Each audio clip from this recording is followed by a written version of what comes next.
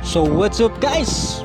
Mayong buntag ug mao kini ang Lake Leonard nga naa nahimutang sa Barangay New Lite, Mako, Davao de Oro. So mao kana ang tiling sauna gikan sa North Davao Mining Corporation.